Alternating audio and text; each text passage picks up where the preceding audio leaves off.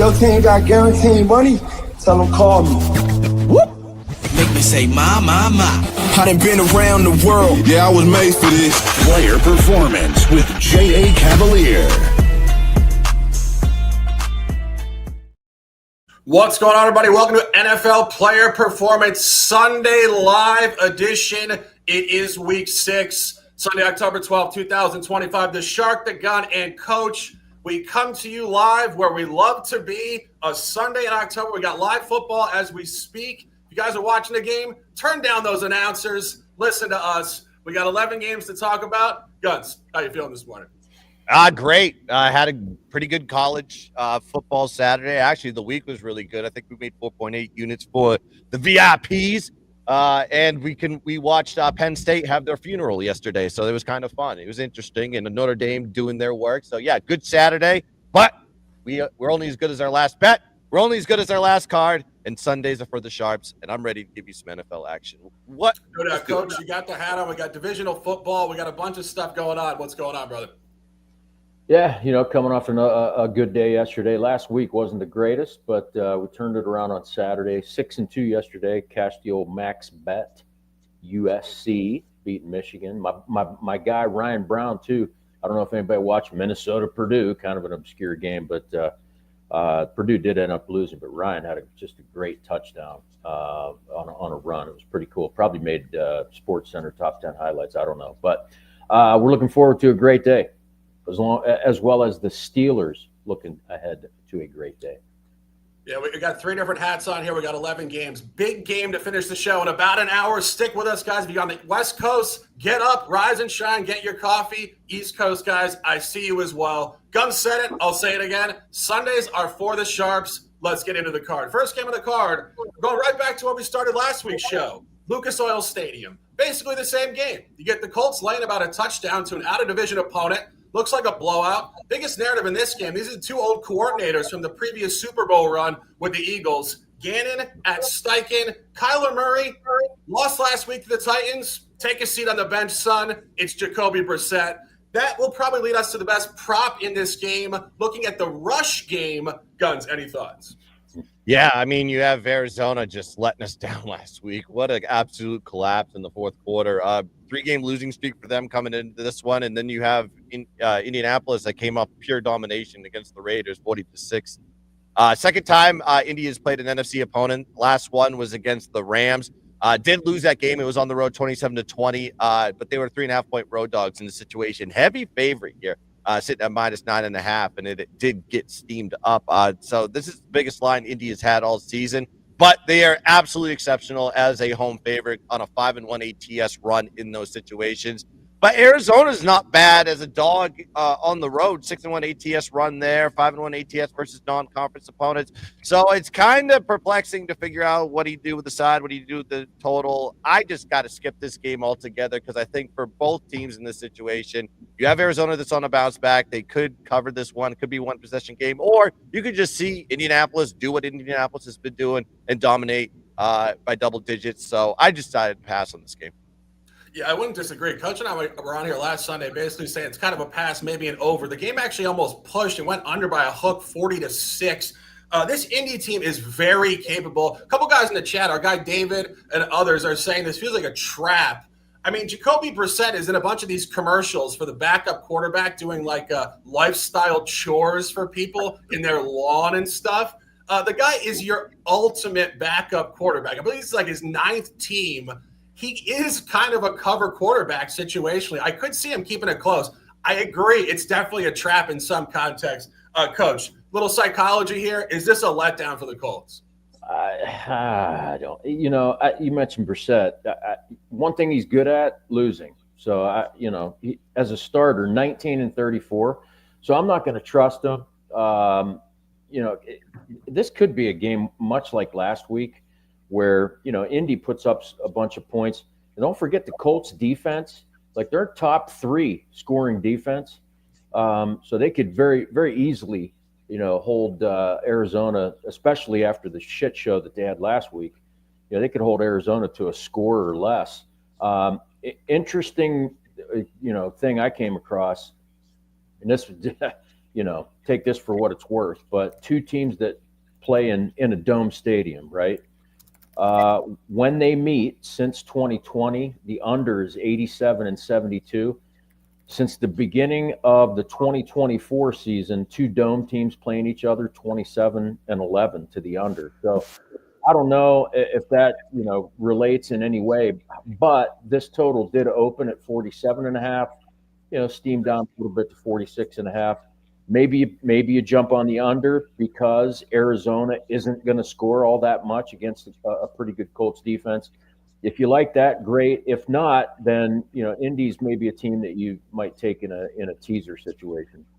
Yeah, I mean, I don't see them losing the game, but I would say this. As I mentioned, with Jacoby Brissett at quarterback, you're looking at the run game for the Cardinals.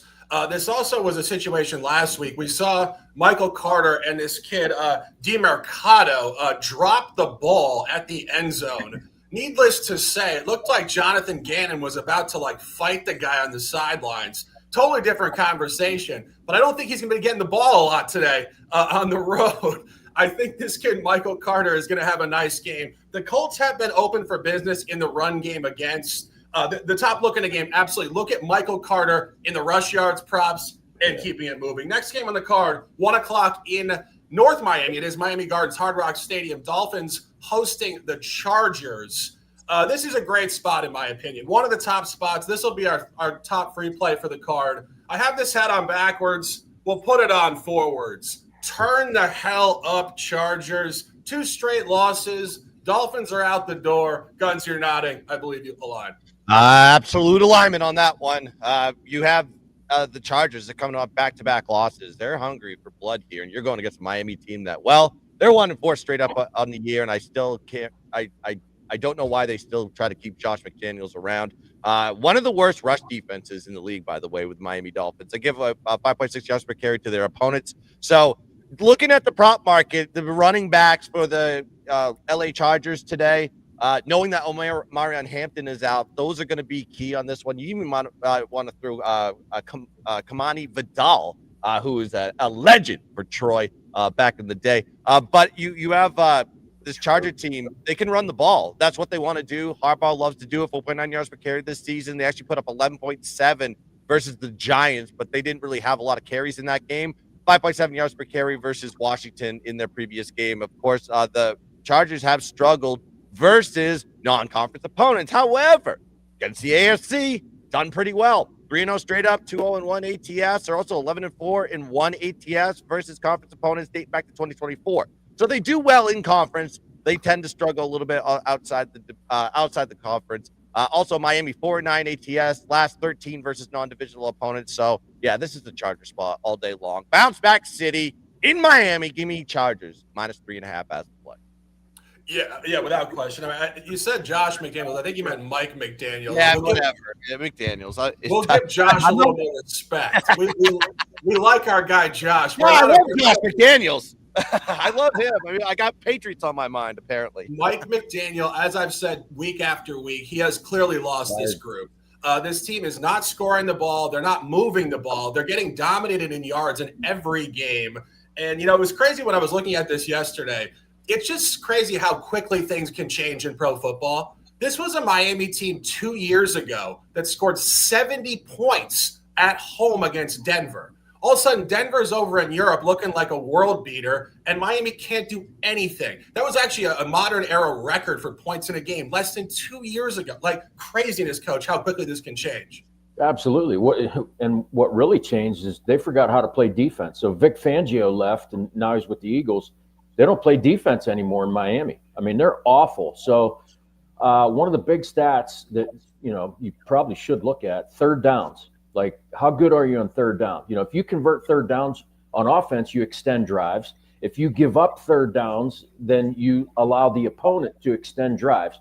Well, Miami, 31st on third down. They give up 51% on third down. So they can't get off the field. And when you can't get off the field, you're tired. And when you're tired, you give up yards on the ground, 174.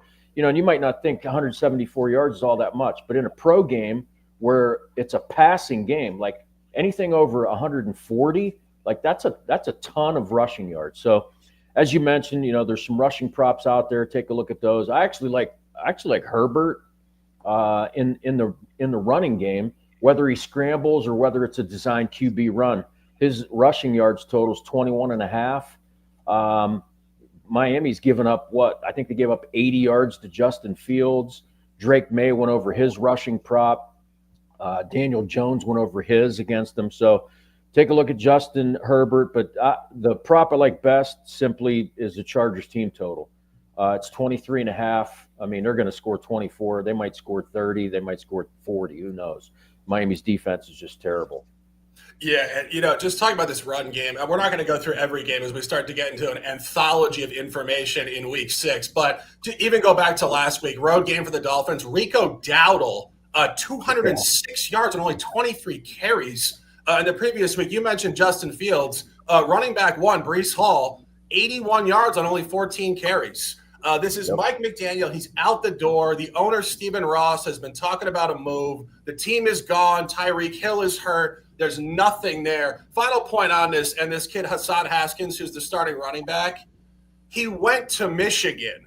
So how great is this? Harbaugh coaches this guy in college. Now he's going to put him on the field. There's going to be a ton of allegiance to it. His prop is 45.5. Take over in Haskins and take the Chargers in this game. It is an elite spot. Let's dominate. Keeping it moving.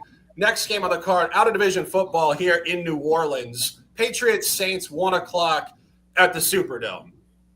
The three of us were having this conversation before the show. A little disagreement. Coach thinks maybe the Saints are live early. The gun has the hat on.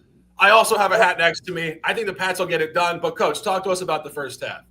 Yeah, this is a game where I don't want anything to do with it, but it feels like a letdown for the Patriots. Huge win over Buffalo last Sunday night. And they come out, everybody thinks they're world beaters now. Hey, we're back and all this. And I don't know. They're going on the road to New Orleans. And we talked about how New Orleans is, maybe they're one of the worst teams in the league, and maybe they still are. But defensively, about 5.3 yards per play. So they're right in the middle of the NFL. And offensively, they're not turning the ball over. So I don't know. If it's a letdown for the Patriots, I could see getting behind the Saints in the first half, which you get the same spread, New Orleans plus 3.5 in the first half. They covered last week. It's the only time they covered in the first half this season. If you go back to last year, whatever, if that matters or not, last year they actually covered the first half total over 70% of the time. So, I don't want anything to do with this game, but if you like the Patriots and a letdown, it might be worth looking at the Saints in the first half. Yeah, I'm not commenting on the first half, but I also think the other side of this is a letdown because if you look at what happened last week, Saints off a win, first career win for Spencer Rattler, had been 0-10 prior. Obviously, you expect some continued upward movement for a professional quarterback, but the Giants handed them that game with 5 turnovers. So for me, that wasn't necessarily the Saints being dominant. It was the Giants being terrible in Jackson Dart's first road start. Guys, you got the hat on, aligned, I believe. Yeah, you got to find a way how to handle the Patriots on this one. 3.5s are always just really ugly, but I do think the Patriots are going to win this game. We've already seen them play an NFC South team, mind you. They were playing at home, and I think a lot of people were trying to be a little bit of a contrarian and take the Carolina Panthers. And what happened?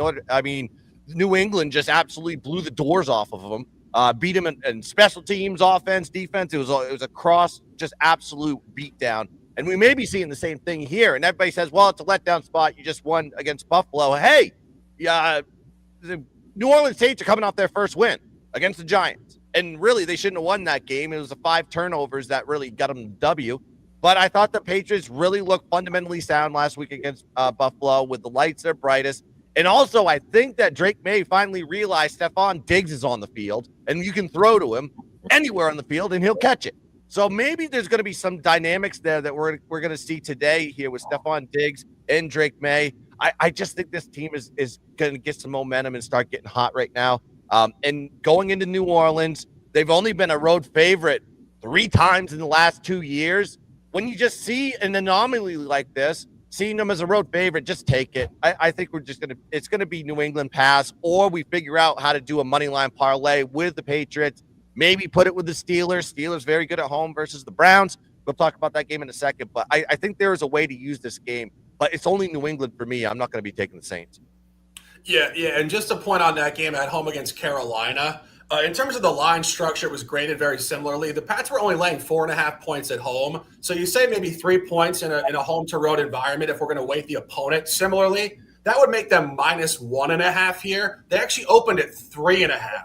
So proportional to the situation, the books actually like the Patriots more road at the Superdome than they did against Carolina. And final point on that game, when the Pats caught Carolina at home, Carolina was actually coming off a cover themselves at Arizona, so they were off of a high, not sustainable. As we said, we don't think the Saints are sustainable, and I really think there's a coaching edge in this game. Mike Vrabel has been deep in the playoffs. He's won championships as a player. He took Ryan Tannehill into M&T Bank Stadium 4 years ago and beat the Ravens. The Pats aren't going to let down with this guy. He knows it's a trap. He'll tell them it's a trap. They'll be pissed off. And this is Kellen Moore. The guy's softer than the other side of the pillow. You know, Stuart Scott used to say cooler. I'm saying softer than the other side of the pillow. Take the Pats and let's cash. Next game, we're going divisional football, 1 o'clock in Pittsburgh. Coach has the hat on. Browns coming into Acrisure Field. Used to be the big ketchup bottle. All of a sudden, we're talking about an insurance company. Gotta love these sponsors. Most interesting point about this game, both teams are coming off of a game they played in London against the Vikings. Schedule makers, a little hilarity. Coach, you got the hat on. What's going on in this game? That's Pittsburgh all the way. I mean, Cleveland comes to town, and what happens? Pittsburgh beats them. 21 straight times Cleveland has visited Pittsburgh, and they've taken their ass home with a loss. It's a bad spot for them, too, travel-wise. Like the league kind of, I don't know, they had to go to Detroit, then to London. Now they're going to Pittsburgh. They don't get a bye after the London game, which we discussed a little bit before the show. It seems that the teams do have the option of getting the bye after that, but they decided not to take one. Mike Tomlin and the Steelers, last 5 years off the bye, 5-0, straight up and ATS. Mike Tomlin, I always talk about coaching and, how you gain some coaching advantages. Well, this is one, because Mike Tomlin against a rookie quarterback is usually pretty good. Dylan Gabriel, if you don't know who he is, one of the funniest things I saw last week, I don't know if anybody caught it, they're coming off the field, and Carson Wentz is a pretty big dude. He's about 6'5", and he congratulates Dylan Gabriel, and I was amazed at the size difference. They list Dylan Gabriel at 5'11", but, man, I don't know if he's that. But anyway, he's a rookie. Plus, he's left-handed, too. We all know how I feel about left-handed quarterbacks. Tomlin against rookie QBs, 30-6 straight up. When they play in Pittsburgh, 16-1. I don't see how Cleveland does anything in this game. I think the number steamed up to, -6, -6.5. I'm taking Pittsburgh all day and send Cleveland home with another L. Yeah, I mean, as you mentioned, I think the situation is teams can select if they want their bye week coming back from Europe or not. I'm kind of curious as to why Cleveland did not take that, because this is absolutely brutal. And, Minnesota is not really a soft team. I mean, they got their ass kicked last week by Flores and that defense. Dylan Gabriel start too. Now he's got to go in the division. His first domestic U.S. start as a professional quarterback. It really is a terrible spot. Guns, any thoughts? Yeah, I think it's a terrible spot for the Browns. I mean, I don't know how I'll reiterate. I don't know how the scheduling gods really helped out Pittsburgh in this situation, going with it, basically just giving them a layup for a divisional opponent coming off a London game, no bye, got to go home, rookie quarterback. Go. I mean, now you're sitting here in this situation off a bye. You guys played the same team. Numbers were basically the same. If you actually break it down with just the sheer fact that one team lost and the other team won by double digits. But Pittsburgh, in this series, you just got to take the home team every time you got these two teams match up. I mean, I think it's look at the numbers. I think the home team has won like 6 or 7 straight at home. And then, of course, Cleveland really hasn't been good as a dog. Last 18, they're 6-12 ATS, while Pittsburgh is 4-0 ATS with rest advantage. I think this Cleveland team is just going to be sluggish coming out of the gate. But the spread is it's a little bit lower than it was last year. I think Cleveland was a 6.5-point dog in Pittsburgh last year. Now it's like sitting around 5.5. But I think this is a good money line leg here for a parlay. Like, you get a two-teamer going here. You could probably, put New England on it with Pittsburgh. Maybe you put Chargers with Pittsburgh, but there's a way to do it. I don't know if I want to take the spread in this game, but I think they're going to win. I just don't know by how much, and I think it's good for a leg on a two-team money line parlay. Yeah, no, it's funny you mentioned that because I had that written down here too. The line is actually a little shorter than it was last year, 27-14, Pittsburgh at home in Week 14. Of course, at that point in time, it was Russell Wilson Steelers versus Jameis Winston. Oddly, now both playing for the Giants. I mean, you can't script this stuff, just bizarre stuff. But the line was 6.5. This opened at 4.5. Per line functionality, only applicable in divisional football in the NFL. It does have Pittsburgh to win by 3. So I think part of the issue here, outside of the terrible travel, these divisional games are oftentimes very tight. If you remember actually the first matchup last year, Pittsburgh lost to Cleveland, a really poor version of Cleveland, in a primetime game in the snow. It was a Thursday night football game. These games tend to be tight. I think Dylan Gabriel showed us enough last week. I think he's been around in college for a long time, 3 different teams in college. And final point that could really pull this together for it to be tighter than people expect, Cleveland's defense is very, very good. And you see the total in this game hovering at 38.5.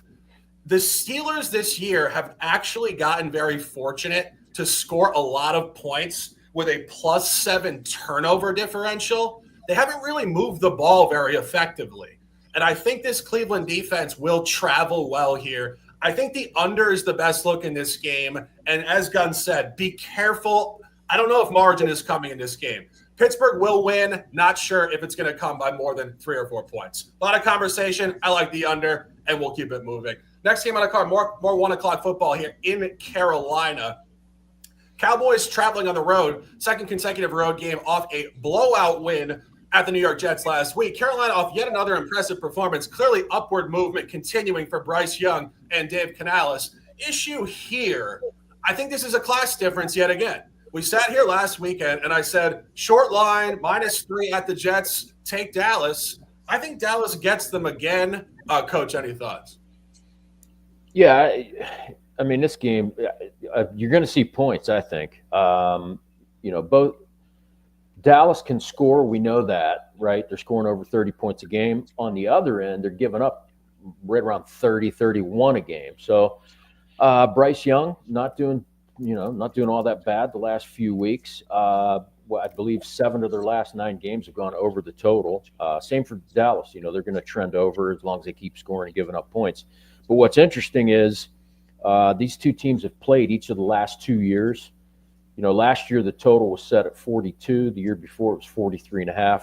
This one opens at 46.5, and now we're all the way up to 48.5. So I see points. Dallas the defense is just awful, like I said. So I think Bryce Young can have himself a little bit of a day, as well as Dak. I also like Dak's passing TD prop. He's starting to tear that up. So take a look at Dak over 1.5 pass TDs. But top play for me in this one, over 48.5. Yeah, I wouldn't disagree. I mean, this Cowboys offense has been elite. And I think not stopping. CeeDee Lamb is actually not playing today, which I think actually opens up the prop market for George Pickens and Ferguson, the tight end, and maybe even a secondary or third receiver. Guns, any thoughts? Yeah, you just set me up for the prop that I like today. I like Ferguson. I mean, if you know anything about the Carolina Panthers, they're terrible at guarding the tight ends. I think they're the worst at defending tight ends in the league. They just give up 80 yards to tight ends per game. And then you have Ferguson, who's just gotten a lot of targets. It seems like Dak just loves to throw at him. He's gotten 6 or more targets in 5 games this season already, and he has at least 5 catches in those scenarios as well. I just think the yardage, I think the receptions, I think you need to hammer Ferguson today going against that bad Carolina defense against the tight end. And I think there's validity on the total here. Could be seeing a high-scoring affair. We shall see. But that Ferguson prop is what stuck out to me. Receptions, receiving yards, Ferguson all day long. Yeah, and honestly, I'm going to talk about this as we get into some of the other games. But I think that there's a scheme thing going on here for Dallas. They really know how to bottle up what Carolina's trying to do on offense. As Coach mentioned, this is actually the third consecutive year these teams are playing. Last year, it was actually Cooper Rush in relief of Dak. Road game week 15, Dallas 30-14. But the key point is Carolina only had 235 total yards in that game. Go back to the previous year, same stadium, oddly, also the third straight road game for Dallas. It was Dak Prescott, very similar final score, 33-10. Carolina only had 187 yards. That just means that this Dallas defense knows how to scheme against this player and this offensive system. As I said, it's a short line. I don't know if it's a short line. Carolina was actually favored in the stadium last year, -2.5, and this flips almost a touchdown the other direction. That's line functionality, year 3. I see Dallas coming with a victory today by at least 7 points. Let's dominate. Next game on the card, more 1 o'clock football, more out-of-conference football. Interesting stuff here. Jags hosting the Seahawks, 1 o'clock in North Florida. Jags are coming in here off a huge win. Monday Night Football, beat the Chiefs, late touchdown. I think the Seahawks get them today. Ultimately, I think this is a sell high on a team that has beaten bad teams so far. And if you look at the box score of Monday Night Football, the Chiefs had almost 500 yards of offense, 99-yard pick six. Thank you, Patrick Mahomes. Really facilitated it. Coach, anything in this game? Yeah, I mean, you mentioned it. It's Jacksonville. So home dogs coming off of a Monday night game. Last decade, 26-42 straight up. So that tells you something. I actually looked because Jacksonville's pass defense, kind of sketchy.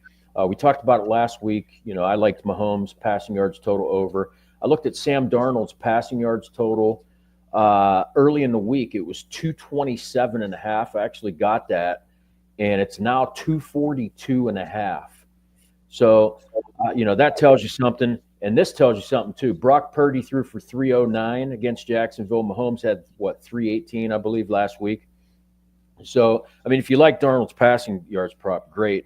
But I just think it tells you that, Seattle's – I mean, the line tells you, too. This game opened with Jacksonville as a favorite. In case anybody didn't know that. They were favored to win early. Now it has flipped completely to Seattle. So – Seattle on the road with Mike McDonald as their head coach, very, very good, 9-1 straight up. I think they've covered 6. I think they're 6-3-1 ATS in those games. So this is Seattle all the way. Maybe it's a spot where you take them on the money line, but I think the line's is it -1 or 1.5. Either way, play the best price. Yeah, and just a point on Mike McDonald out here coaching in Seattle. Of course, ex-defensive coordinator for the Ravens. He knows how to scheme against Trevor Lawrence, having been in this conference. Not a lot of matchup data here. Obviously, these teams play once every 4 years, but you have seen Seattle develop very distinct polarization so far this year, home versus road. They are 0-2 in their last 2 home games. Took a loss against Tampa last week. Totally egregious. Darnold threw a pick on the final possession to set up a walk-off field goal. And a real tight one in week 1 against San Francisco. They are 2-0 on the road. I've already backed them twice. I backed them, and as Coach said, as a small dog at the AFC. Week 2 at Pittsburgh. Dominant performance, 31-17. Seattle's an elite look. Guns, any thoughts? I went to the prop market on this one. Travis Hunter over receiving yards is kind of the way I'm doing this. Whatever happens to the game, regardless, I think he's going to get his targets today because he's going against the Seattle team that is ranked 30th in defending the secondary receiver. So in this situation, and you actually watch this kid's progression, the last 2 weeks, he's gotten 42 receiving yards and 64 receiving yards. So he's starting to get up, and now we're seeing a receiving total that is above his season average by like 7 or 8 yards. So I think the book's trying to tell you a story here that, Travis Hunter's going to get his peaks today.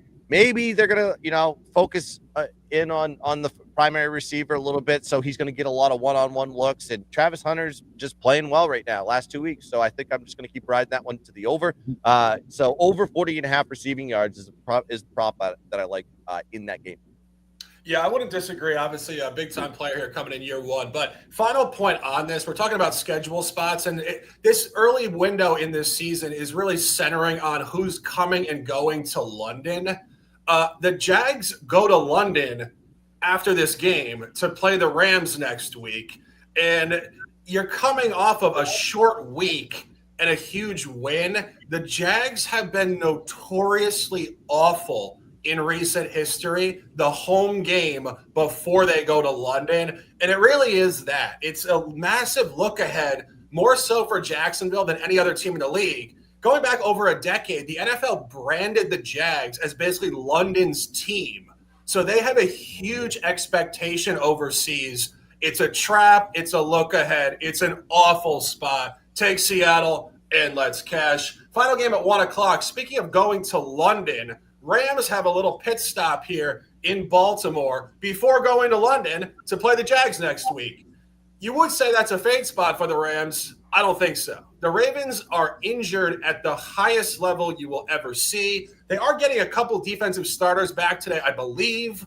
But regardless, this is a heavy Rams line. I don't love betting games that involve backup quarterbacks and teams traveling overseas. In my opinion, this is the worst 1 o'clock game.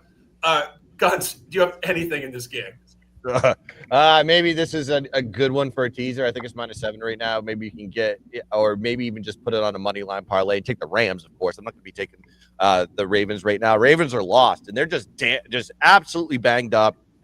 Like all the major players are hurt, including Lamar Jackson. Going to go with Cooper Rush today, and it's just ugly over there in Baltimore. So all that being said, I think that the only way, or if you got to take a side on this one, it's only the Rams side, in my opinion. But is it going to be on my card? Probably not. Maybe in a money line type of situation with another team. But this is a game that just wasn't on my radar, so I passed. Yeah, we sat here last week and we told you guys to take the Texans. Texans just demolished the Ravens in this stadium 44-10, I believe. This is just not the Ravens right now. As I said, injuries everywhere. They also have a bye week next week, and then they're going to start to get their players back. We're going to be sitting here having this conversation 2 weeks from today, and I'm going to be saying the polar opposite. This is when you buy low Ravens, but it's after the bye. I think the Rams probably do cover this, but I don't love it. Coach, any thoughts? Yeah, Baltimore's broken. Defensively, they're just terrible. You mentioned they get a couple players back, but even with some of those starters, they still weren't really at the level of Ravens defense that we know, right? So I think it's a spot where you jump on the Rams team total. It's 26.5. They've scored at least 26 in 3 of their last 4 games. It's worth a look at Stafford's passing TD prop over 1.5. And then you talk about side. I know the number's 6.5 or somewhere near 7. McVay as the head coach of the Rams, when he's favored 4 points or more, 16-0 straight up. So, maybe this is one where, you take this one on a money line parlay with, Pittsburgh or New England or something like that. Yeah, no, I wouldn't disagree. And I just, again, with this bye week next week and the injuries, I could just see this team, this is the Baltimore side, coming into the locker room today, kind of just let's not get injured more. Almost like a team that's clinched for the playoffs and it's the final game of the season. Just do nothing, and then we'll reboot, have 2 weeks, and then come back. That's the beginning of our real season. And truthfully, I was looking at their schedule. Baltimore could basically run the table if they're healthy coming back from the bye week. Chicago, Miami, Cincinnati twice, Cleveland, the Jets, Pittsburgh, New England, and toughest game at Minnesota, but sketchy quarterback situation there. So when they come back from the bye, tons of divisional games against weaker competition and other weak teams. So get ready to buy Baltimore in 2 weeks, not today. Looking at the Rams, and let's cash. Going to the 4 o'clock slate here. Titans, Raiders, 405 Allegiant Stadium in Vegas. We said it last week. We'll say it every week with this Raiders team. We should take a flight out there and just get hammered drunk and go to these games, because the games are probably hilarious because the teams are so bad. That all being said, this conversation centers back to what we said about the Saints off a win. The Titans are off a win, and it might be one of the most egregious wins in NFL history. Coach, last week, Arizona, I swear it was out of a movie. How do you lose that game? It's freaking it's the Chad Powers series, man. If you haven't watched that's what happens. He does the same thing that Arizona did last week. But you know what it comes down to? It's discipline, and it's not coaching. It's discipline. It's these are grown men who are getting paid a lot of money to play a game, and when you don't take care of the football, like that's on you. So. I'm sure that kid got an earful, whatever. But these are two teams that, they're bad. They're bad football teams. I don't trust either one of them. This game's a hard pass. If you want to take a look at something, take a look at Geno Smith, and then take a look at his interception prop because he just throws picks. Yeah, he's thrown a pick. He's thrown at least one in 4 or 5 games, and each of the 4 they're multiple interception games. So. I know Tennessee hasn't picked the ball off in a couple of weeks, but if you're going to do anything, Geno for a pick. Otherwise, move it on. Yeah, I mean, truthfully, sometimes these bad games, I can find a side. I might have something in this game, but Guns, any thoughts? I'm with David B in the chat. Yeah. This is exactly what I'm thinking when I saw this game on the board. I didn't even write any notes on this one. All I said, my only note on this game is both teams statistically are awful on both sides of the ball. I can't find an angle on this team. And I know that Tennessee's got a little bit of the highs of highs, getting their first win. Cam Ward getting his first win, come back. The Raiders, they lost 4 straight. And, their only win was against the Patriots in week 1. I don't know what to do with this one. I don't even want this stinker of a game on my TV before, I'll smell the stench of shit if I do. So, yeah, this game is a big old time pass. I'll tell you guys one thing. I like the trash games. Turn the fuck up, Raiders. I've had enough of this bullshit. And what's going to happen in this game? The Raiders are going to win this game by 10 points. And everybody's going to say, how? Well, here's how. Last 4 losses against the Chargers, the Commanders, the Colts, and the Bears. 3 of those 4 teams are basically leading their divisions. They've had difficult competition. And not only that, this is the first time they're favored at home all year. Let that tell you the story. Talking about the Titans here briefly, that was one of the luckiest wins in NFL history. And the coach, Callahan, comes out midweek and gives one of the dumbest quotes I've ever heard. He goes, "We were playing pretty good ball. We just needed to get some bounces." Coach, you were getting your ass kicked every week. You weren't playing good ball. And those bounces, this is not baseball. It's like hitting line drives into double plays. No. This is a 72-yard touchdown where the running back just drops the ball at the goal line, and then Cam Ward interception in the red zone, fumbled back on the ground by Arizona, kicked into the end zone, and recovered for a touchdown by Tyler Lockett. This is not your average, just a couple bounces. It is historical luck. They were down 21-6. Trying to get slaughtered. Cam Ward has done absolutely nothing on the road all year. He can't move the ball. It's Pete Carroll. It's Geno Smith. They're pros. Raiders by 10. Let's dominate. Next game on the card, 425. Supposed to be a big game here. So many injuries in this league. Bengals, Packers. Supposed to be Joe Burrow against Jordan Love. All of a sudden, Joe Flacco traded in the division again, trying to play for every team in this division. Maybe Steelers next year just to finish the whole thing.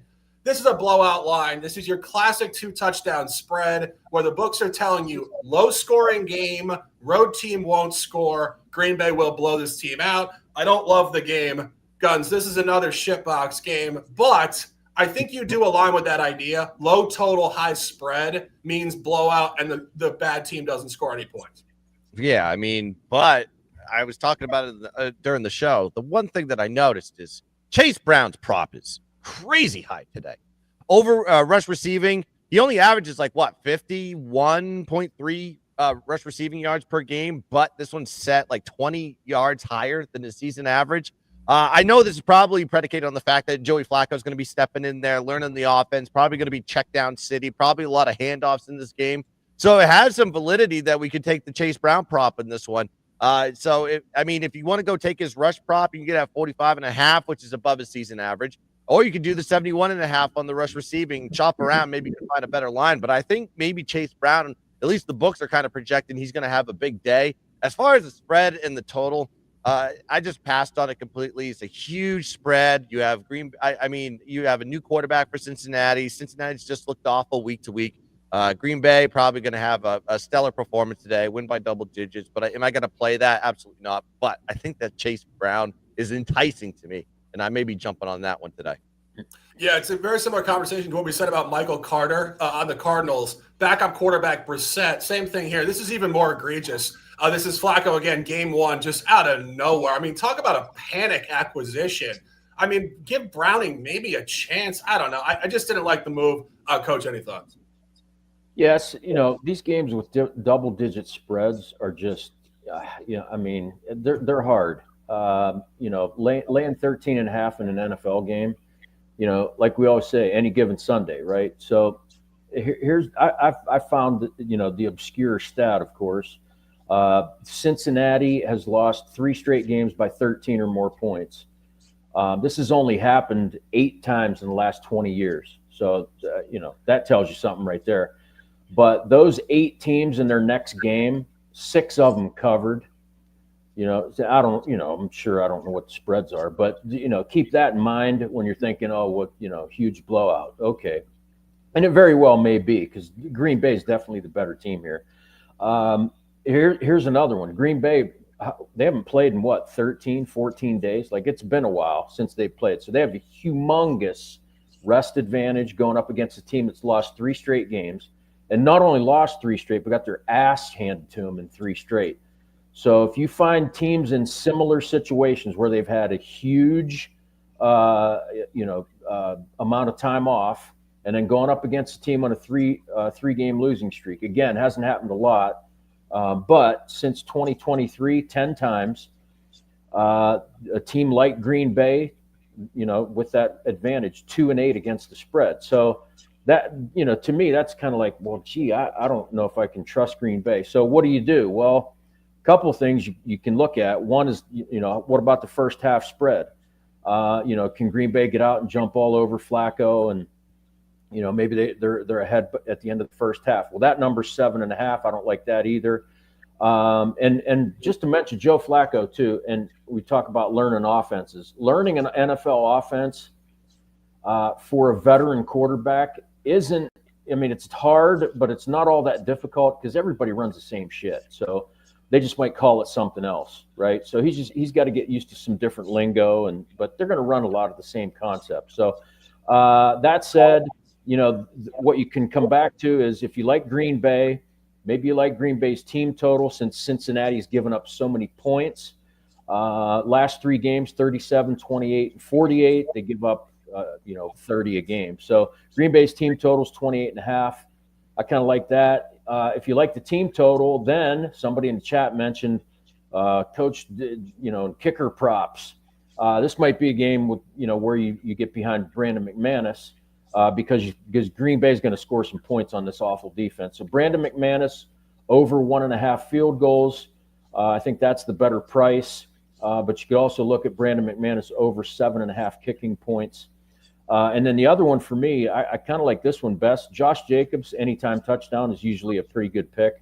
Problem here is it's minus 225 or worse. But how about Josh Jacobs to score a touchdown in the first half? So anytime touchdown in the first half for Josh Jacobs, plus 125. I think that's kind of my favorite play in this game. Yeah, no, this is a really difficult game because you're giving so much data to the Bengals. Historically as well, these big lines do lean towards the favorite, going back over the 35, 45-year window here. Trying to figure out the actual psychology of Green Bay here, in my opinion, is incredibly difficult because it looks like they're in a good spot. They played 2 poor games on the road, terrible loss at Cleveland, then a tie against Dallas 2 weeks ago, Sunday Night Football. So they're coming off of 2 poor efforts. They got 2 weeks off, theoretically a bounce back. But looking at their calendar, I feel like they're kind of in a purgatory here before they have a real backloaded schedule in terms of their big games. So they play the Bengals today. Then they play at the Cardinals, which is just whatever. At the Steelers, out of division, not like a huge game by any means. Then they get the Panthers at home. So that this whole window is lackluster. Then they turn up. They get the Eagles at home, Giants road. Then they get division, Vikings, Lions, Bears, Broncos, Bears. So I think that they could lay down here again, even though it looks like a bounce back, because I just don't know if their focus is really going to be turned up until early November. So just a point on the psychology. I see a lot of guys in the chat on the Bengals. Truthfully, we'll note some of those comments if the Bengals win this game. I'm certainly not on it, but I love the aggression in the chat, guys. We appreciate that, and we'll keep it moving. Final game at the 4 o'clock slate here, 4:25 in Tampa. Niners, Bucks. Yet another injured quarterback situation. Brock Purdy not playing today. It's Mac Jones on the road against Baker Mayfield. These teams have played 3 years in a row. The Niners have won the last 2. However, the Niners haven't covered either of the previous 2 games. Home game -14, win by 13 2 years ago. Last year, an egregious non-cover in Tampa, 23-20. Jake Moody, since been cut, kicker, missed 3 field goals. It was the game Deebo Samuel got into a confrontation with the kicker on the sideline because he was like, dude, just hit a damn field goal. Truthfully, this is a tough game to handicap. Either of you guys have anything in this one? It's tough because every time you want to fade Baker Mayfield, he has the ball with 2 minutes and he's going to score a touchdown, and he could win by 4, he could win by 2, he could win by 1. He's like, you don't know where it's going to be going on this one. I kind of, I lean towards the Tampa side just on the money line. Maybe put it with something else. Weren't they a 6.5 point home dog last year? I recall that right. So now they're a favorite. 1-8. San Francisco's also 1-8 ATS after a win. 1-4 ATS as at last 5 as a dog too. They're not really good in the dog roll. And then you got Tampa that's 10-6 ATS versus non-divisional opponents, but better as a dog than a favorite. I will say that. So that guy gives me a little bit of hesitation. That crazy win in Seattle last week was absurd. Sam Darnold just bouncing off a guy's helmet. What are you gonna do? So it's just tough. It could be a really, really close game, and it could come down to whoever has the ball last. And if it's Baker Mayfield's got the ball last, look out. He's probably going to win the game. Yeah, I think we're going to see another classic. I mean, basically every single Bucks game this year, I think actually every single one has finished inside of 3 or 4 points. Correct. Yeah. Plus 1 point differential they have this year. Yeah, and you get to a point where it actually just becomes more of the data dispersion of this. When you're coin flipping every game, you're not supposed to win every single coin flip. And I see a tight game here. I lean towards the road team. Coach, any thoughts? Yeah, and in the chat, somebody mentioned over. That's the pick I like. And really, any offensive prop. Somebody mentioned Mac Jones couldn't walk after last week. I don't know that he needs to walk as long as he can take a drop and throw, because his passing yards prop was set at 250, 250 and a half, which, I mean, he threw for 300 last week. Tampa Bay's pass defense is terrible. Both passing offenses are outstanding. They're both in the top 5 or 6 throwing the ball. So I think you see some points here. Both teams trend over. Tampa Bay gives up 26 points a game. And then I'll mention one more just because it's an offensive prop. Juwan Jennings comes back in this game. His reception prop and his receiving yards prop, both of those are set higher than they have been before his injury. So I think his yards prop 50 and a half, that's the highest it's been all season. And he's coming back off an injury, plus Mac Jones with the high number in the passing yards prop. You might want to take it Juwan Jennings. But for me, I think it's an over. I think he can still get 46 and a half at -110. I'll play that all day. Yeah, this is very similar to what I said about the Dallas game against Carolina. These teams, as I mentioned, this is the 3rd straight year they're meeting. And I think very importantly, it's very similar to Dallas dominating Bryce Young. This Niners defensive group and their scheme has actually owned Baker Mayfield. Go back 2 years ago. San Francisco outgained Tampa Bay 420 to 287. And then last year, same thing. San Francisco 413 over 215. So they've held this Tampa offense under 300 yards 2 consecutive years. And we're talking about Purdy. We're talking about Mac Jones. The defense is really the core unit for this team. I think that's what you're going to see here. I think this scheme and Saleh out there, of course, back as the coordinator, they're going to come in here and compete. And final point on this, outside of the fact that Baker Mayfield keeps winning coin flips and that's unsustainable, this is a really interesting polarization. Tampa is 3-0 ATS on the road. They're 0-2 ATS at home. And they didn't cover against Tyrod Taylor as a -7 That was backup quarterback. They're only laying 2 here at open. It's crazy short, and it's a trap game. Huge win in Seattle. Got to come home, get this angry, kind of rejuvenated San Francisco team with Mac Jones. And then next week, they have a Monday Night Football game at Detroit. So it's a real tough sandwich spot here, traveling across the country and back across in prime time. I'm working on it. I think this is a 3-point game either side. Plus, looking pretty sexy for the road team and keeping it moving. Final game on the card, 8:20 p.m. tonight. Really the biggest game on the card. It's not always that way on Sunday Night Football. It certainly is this week. Kansas City versus Detroit. We thought we might have seen this Super Bowl last year until the Lions flamed out in the second round against the Commanders. Nonetheless, this is a marquee matchup. I've tried to find a side in this game. Truthfully, I think it's very difficult. Guns, we know you usually go into this in the afternoon. Any first look in this game? Yeah, I initially just, KC situationally on a short week, but they have a little bit of a bounce back angle. I noticed with Detroit, though, with their wins this season, a lot of weak opponents.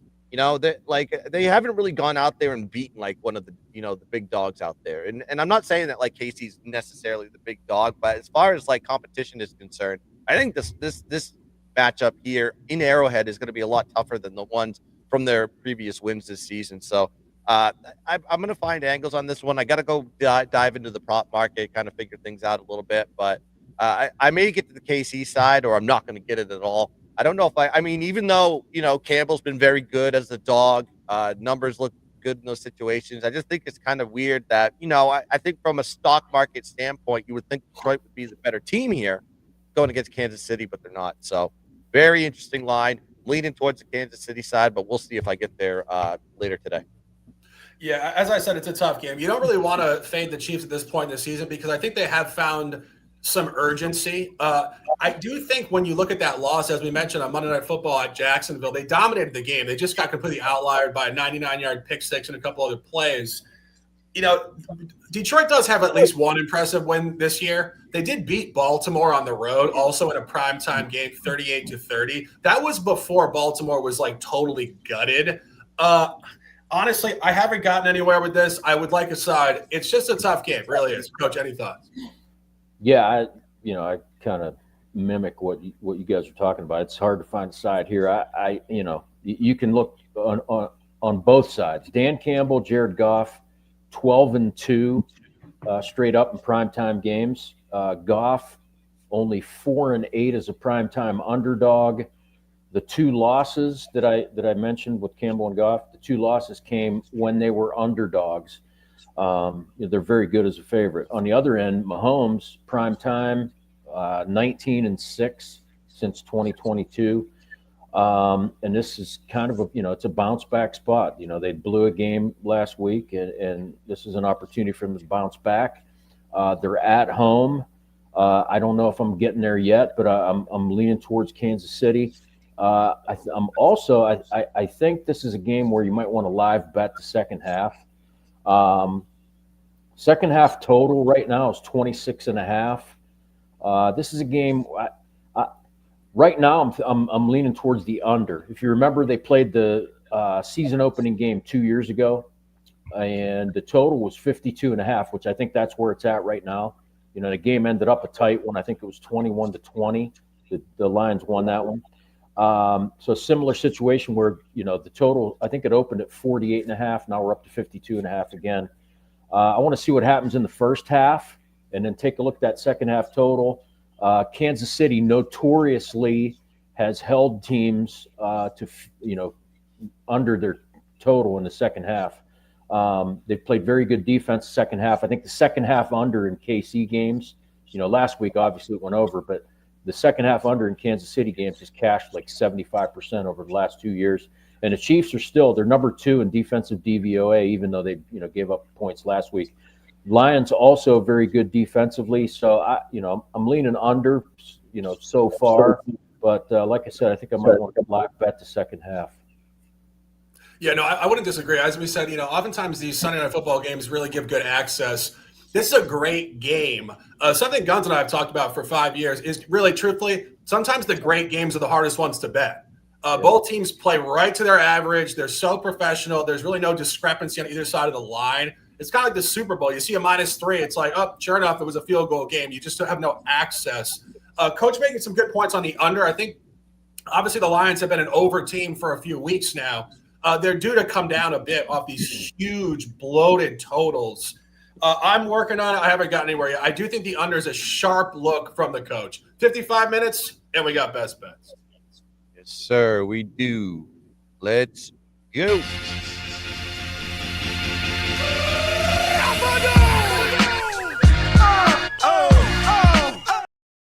Sundays are for the Sharps. NFL Week 6 Sunday Live. Shark, Coach, and Guns. Best bets. Yeah, I think that Chase Brown over the rush receiving. I like that for some reason. It makes no sense, but sometimes if it makes no sense, it makes perfect sense sometimes, right? I mean, Green Bay's got a great rush defense, but that prop is 20 yards higher than his season average. Look for check down city with Flacco, throwing a lot of screen passes probably is what you're going to see. I think Chase Brown has himself a game. Regardless of what happens as far as the outcome is concerned, I think this is going to be Chase Brown's spot over rush receiving yards is the way I play this. Yeah, there's so many running backs that are really buy lows. I mean, obviously, we talked about Saquon Barkley week after week, but this kid last year, Chase Brown, went nuts. Not much this year. I think it's a great buy low. Coach, best bets. I'm going to go Dallas, Carolina, the over. I just think, Dallas with the combination of great offense and bad defense, and, Carolina will get involved as well. So I like the over in that one, 48.5. Yeah, no, I think it's a good look there. My top plays, I got the buy hat on here. Take the Raiders. As I said, win by 10. Don't get fooled by the Titans' backdoor crap last week. They got nothing on the road. And we like the Chargers at -3.5 or 4 currently. Let's do a quick parlay. Guns yesterday hit a college football parlay. It's like it's been months of this. I hit the fucking parlay because I was pissed off at Toledo. So I was like, here we go, boys. Let's throw this one out there. Smacked it. It's about time we hit one. I swear to God, it's been months. But anyway, 5-1. I had a lot of 5-1s. Oh yeah, without question. All right, let's do 7 and we'll get out of here. All right. For the Patriots. Yeah, we honestly can probably put a lot of money lines in here this week because I think a lot of these favorites are gonna win the game. Yeah. Patriots money line, Chargers money line,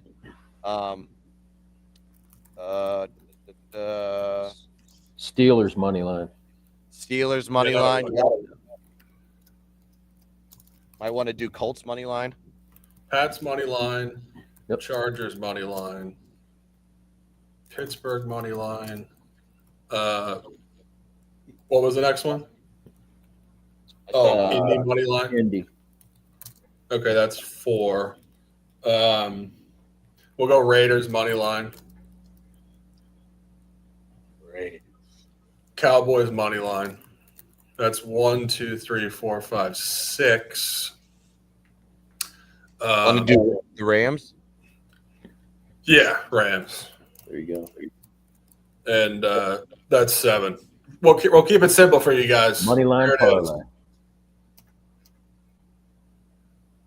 Parlay week 6, October the 12th, 2025. Pats money line, Chargers money line, Steelers money line, Colts money line, Vegas money line, Cowboys money line, and Rams money line.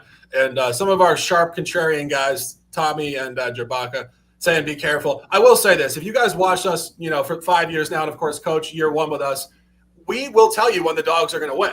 A couple weeks ago, I said it's a dog card. Like 75% of them covered, and I had all the dogs. So we're never really biased to one side of the market here.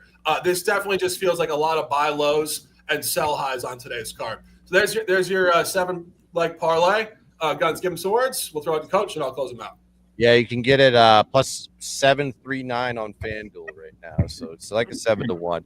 But I appreciate everybody in the chat. Appreciate all you guys participating. Please like and subscribe to the J Cavalier channel if you like the content that's coming out here, and leave a comment as well. Get us in the algorithm if all algorithms the YouTube deems fit. And also go check us out on Instagram, Why Lose Shark, Why Lose Guns, and Why Lose Coach. And you can go get into our telegrams. The links are in our bio. And I got a sale, $150 for the month for elite NFL and college football. Also got the week up there too as well. So go check that out on my telegram, and let's have ourselves a damn Sunday. Coach, give us some words. Yes, sir.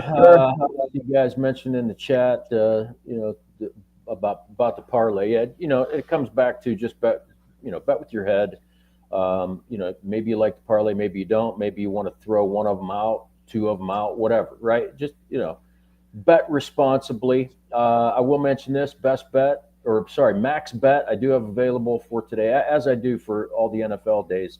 NFL max bet, $49. You get that plus any other best bets that I have, usually 3 to sometimes 10. You get that $49. If I happen to miss, which about 59 to 60% this season, if I miss, you get 1 month of all of that, max bet, best bets for free value. And like I always say, we don't know everything and we don't win them all, but we win a heck of a lot. No doubt. It really is just a pleasure doing these shows. About an hour. We don't even script these shows. Just an hour, bang, bang, and we're going to dominate this card. I have 10 plays coming in VIP. Get in the Telegram, and you will see my sale there. We appreciate you guys in the chat. Enjoy the rest of this football game in London and the 11 on this card today. For the gun and for Coach and J.A. Cavalier, happy birthday. Cash tickets around the world. And, of course, the prompt master, Milwaukee Brewers last night.